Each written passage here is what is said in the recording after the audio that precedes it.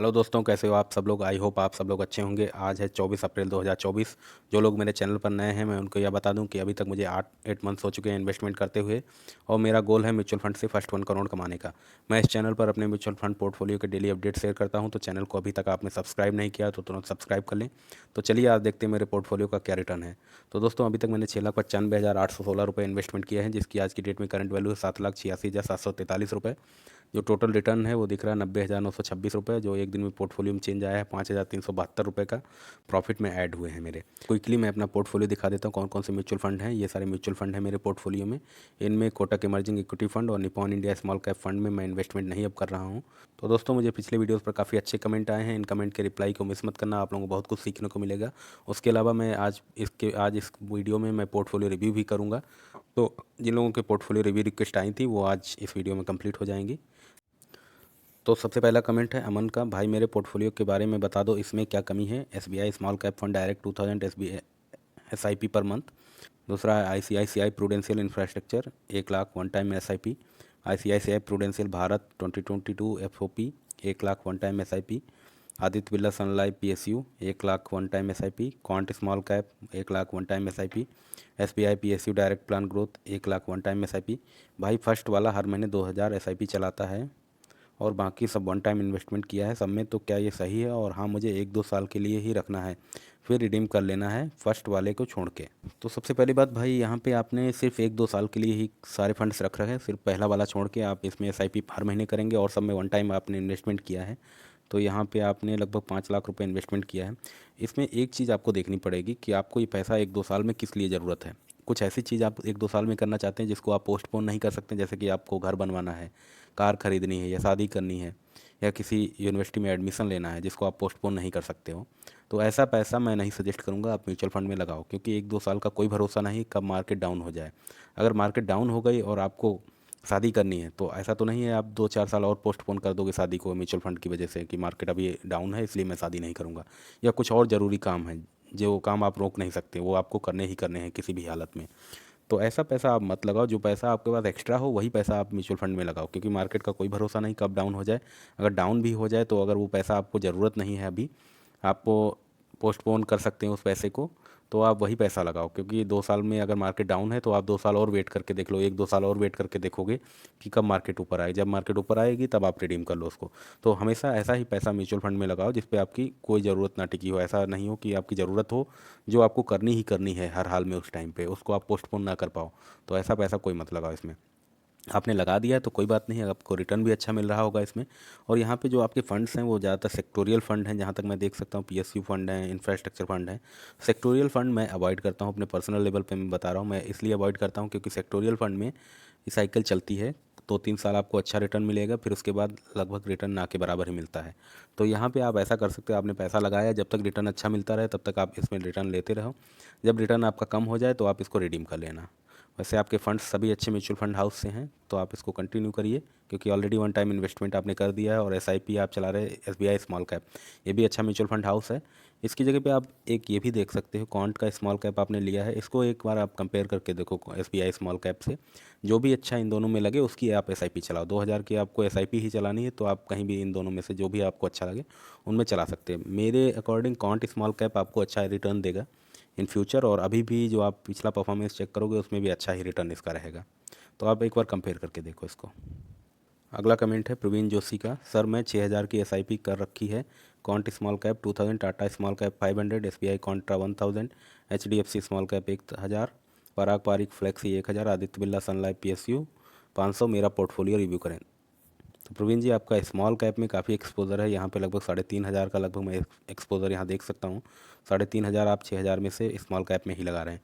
उसके आपके फंड्स अच्छे हैं, बट यहाँ पे प्रॉब्लम क्या है कि आपने स्मॉल कैप में ज़्यादा पैसा लगा रखा है। अगर आप रिस्क लेना चाहते हो, थोड़ा ज़्यादा रिस्क लेना चाहते हैं, रिटर्न भी उस हिसाब से ज़्यादा मिलेगा, तो आपका ये मतलब पोर्टफोलियो ठीक है। अदरवाइज़ मैं यही सजेस्ट करूँगा, आप थोड़ा स्मॉल कैप में थोड़ा कम लगा के पैसा आप एक इंडेक्स फंड खरीदो।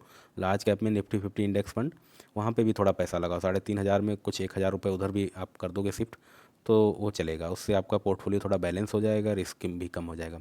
जो आपका क्वांट का फंड है ये बहुत अच्छा है, टाटा का भी अच्छा है, बट आप कंपेयर करो क्वांट और टाटा में, तो टाटा वाला पैसा आप उधर भी शिफ्ट कर सकते हो इंडेक्स फंड में।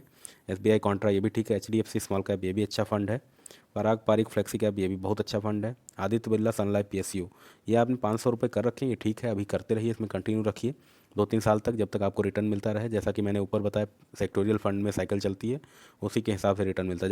जब तक आपको रिटर्न मिलता रहे तब तक आप कंटिन्यू रखिए। जब आपको रिटर्न मिलना इसमें कम हो जाए तो आप इसमें रिडीम करके किसी दूसरे म्यूचुअल फंड में स्विच कर जाना। बाकी का आपका पोर्टफोलियो ठीक है, बस आपको यही थोड़ा पोर्टफोलियो का रिस्क कम करना है, लार्ज कैप में थोड़ा इन्वेस्टमेंट करना है, और बाकी पोर्टफोलियो ठीक है।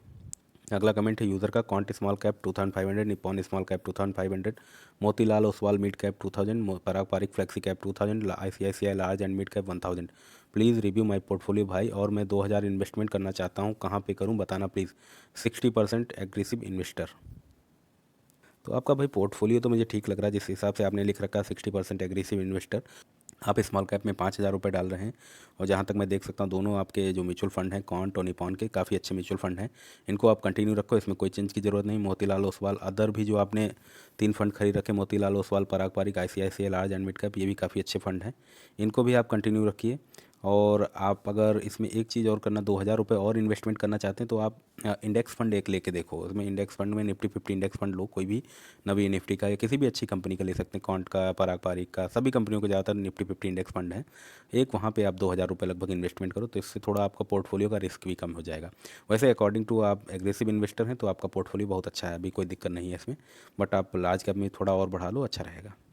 अगला कमेंट है नेचर लवर का, sir please review my portfolio, Parag Parikh flexi cap 2000, UTI Nifty 50 200 momentum 30 index fund 1000, Motilal Oswal mid cap 2000, Edelweiss Nifty 50 150 momentum 50 index fund 2000, Quant small cap 1500, Nippon small cap 1500, long time horizon 15 years.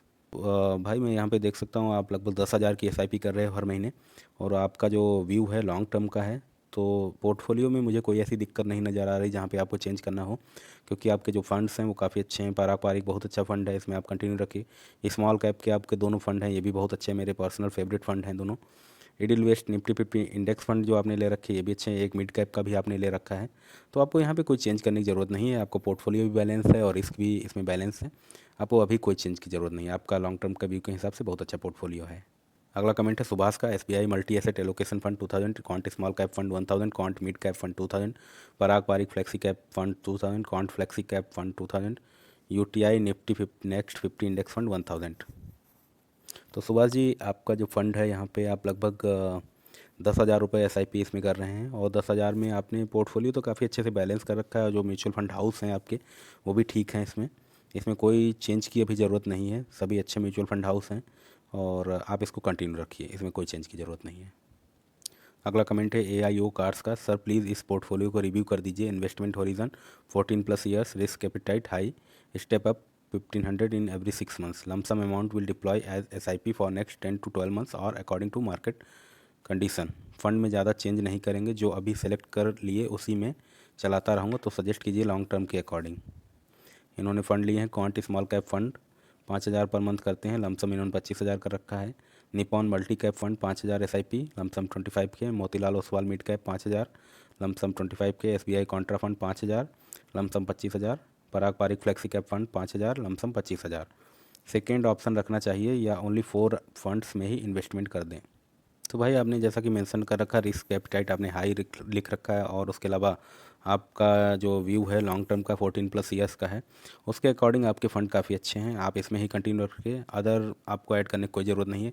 अगर आपको कुछ करना भी इसमें add है तो एक लार्ज कैप का इंडेक्स फंड ऐड कीजिए निफ्टी 50 का, वो भी मैं अभी आपको सजेस्ट नहीं करूँगा, आप करो इसी में कंटिन्यू रखिए, आपके फ़ंड काफ़ी अच्छे हैं, मल्टी कैप हैं, मिड कैप में भी आप कर रहे हैं, फ्लेक्सी कैप भी कर रहे हैं, तो ये सब बैलेंस कर लेते हैं, आपका लार्ज कैप का जो रिस्क वगैरह होता है वो सब कुछ इसमें इंक्लूड हो जाता है, तो इसमें कोई दिक्कत नहीं, आप इसको कंटिन्यू रख सकते हैं।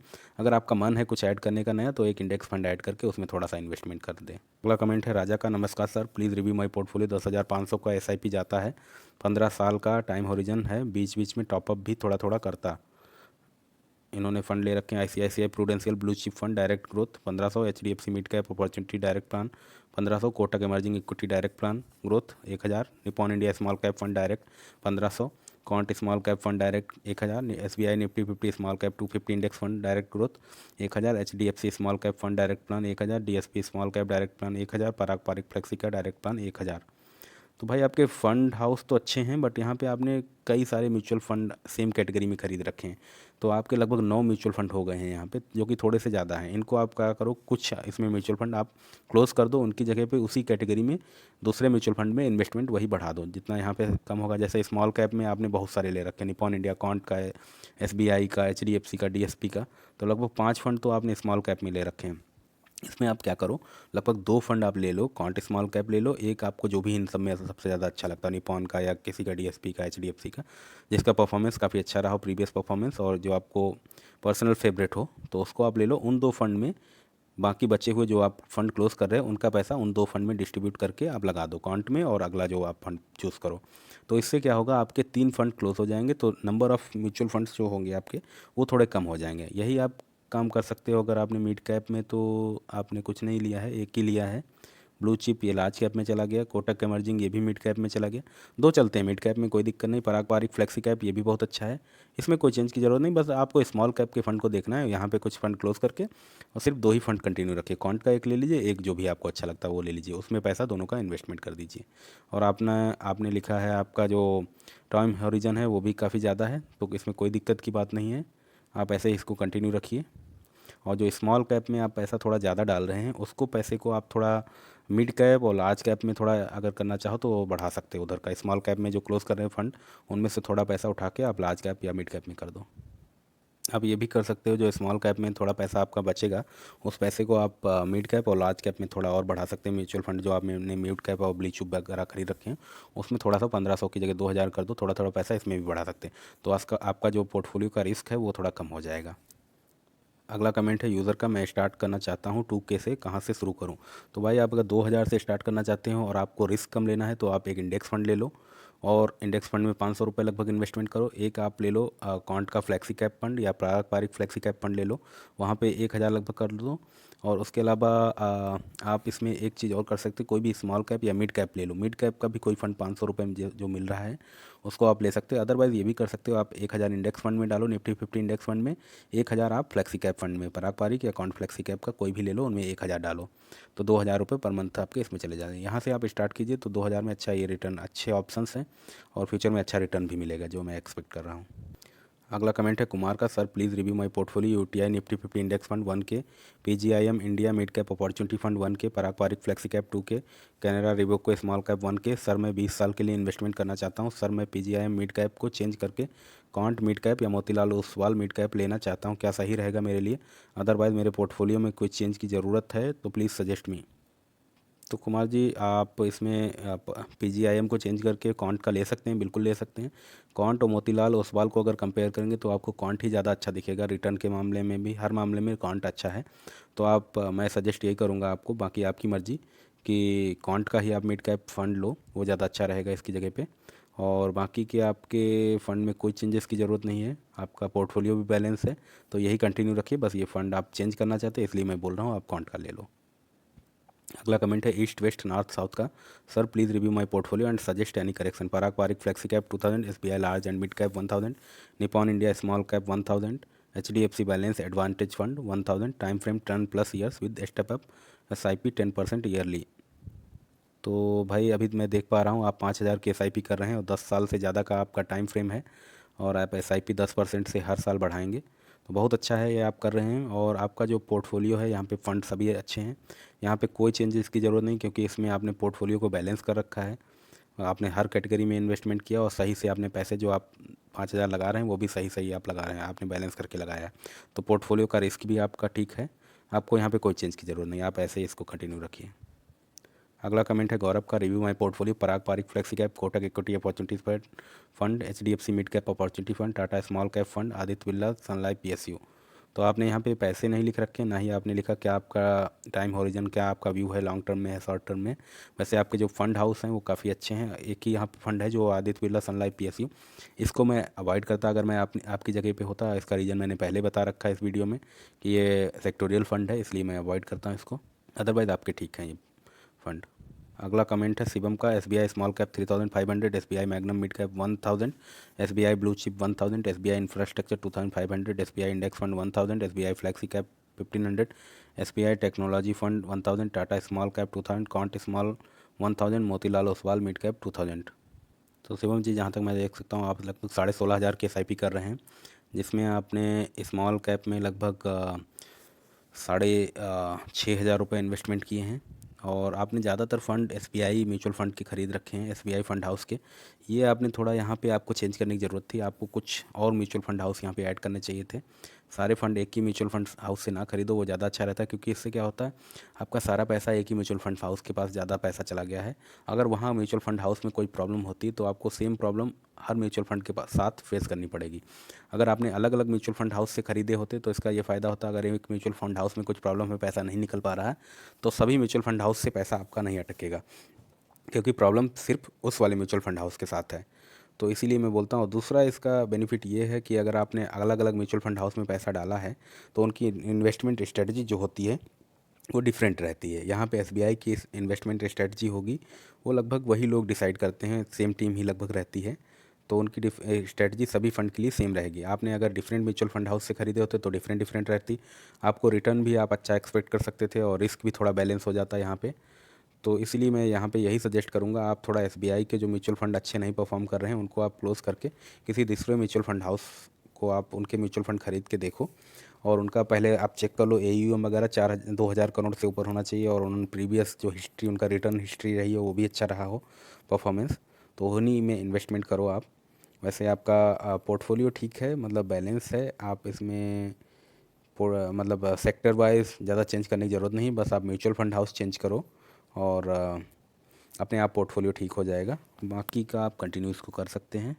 अगला कमेंट है इन्वेस्टिंग आइडिया का, SBI small cap 3,500, axis small cap 2,500, Nippon small cap 10,000, Motilal Oswal mid cap 13,500, axis mid cap 2,500, मेरा asset flexi cap 2,500, Tata banking financial services fund 2,500, can't ELSS fund 3,000।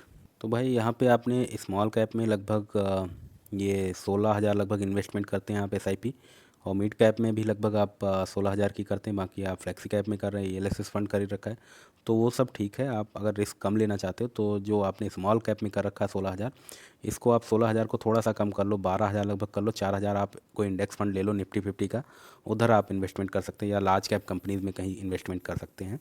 Large cap companies का large cap जो fund हो वहाँ पे कोई आप ले लो, उसमें इन्वेस्टमेंट कर दो 4,000 रुपये, तो आपका थोड़ा जो रिस्क है वो कम हो जाएगा। अगर आप रिस्क ज़्यादा लेना चाहते हैं तो आप इसको कंटिन्यू रखिए, अदरवाइज़ आप थोड़ा एक इंडेक्स फंड में भी पैसा इन्वेस्टमेंट करो, स्मॉल कैप से थोड़ा पैसा निकाल के वहाँ पे इन्वेस्टमेंट करो। बाकी आपका आप फंड थोड़े ज़्यादा हैं, आपके नंबर ऑफ़ फंड्स, इनको भी आप थोड़ा कम करना चाहो तो कर सकते हो। जैसे स्मॉल कैप में आपने 3 ले रखे हैं, यहाँ पे 2 कर सकते हैं आप, 3 की जगह 1 कोई इसमें क्लोज़ कर सकते हैं, उसका बचा हुआ पैसा आप इंडेक्स फंड या वहाँ पे स्मॉल कैप में सेम कैटेगरी का जो फंड आपके पास बचे हों उनमें इन्वेस्टमेंट कर सकते हो। तो इसके अलावा आपका पोर्टफोलियो ठीक है, यहाँ पे कोई चेंज की ज़रूरत नहीं है। तो दोस्तों यहाँ पे मैं ये बता दूं कि ये आपके कमेंट्स पर मेरे सारे पर्सनल व्यूज़ हैं। आप कोई भी इन्वेस्टमेंट करने से पहले अपने म्यूचुअल फंड एडवाइजर से ज़रूर राय ले लें, उसके बाद ही इन्वेस्टमेंट करें। दोस्तों इस चैनल पर आपका ढेर सारा सपोर्ट और प्यार मिल रहा है, तो ऐसे ही अपना सपोर्ट और प्यार बनाए रखिए इस चैनल पर। आज के लिए इतना ही, बाय बाय, टेक केयर।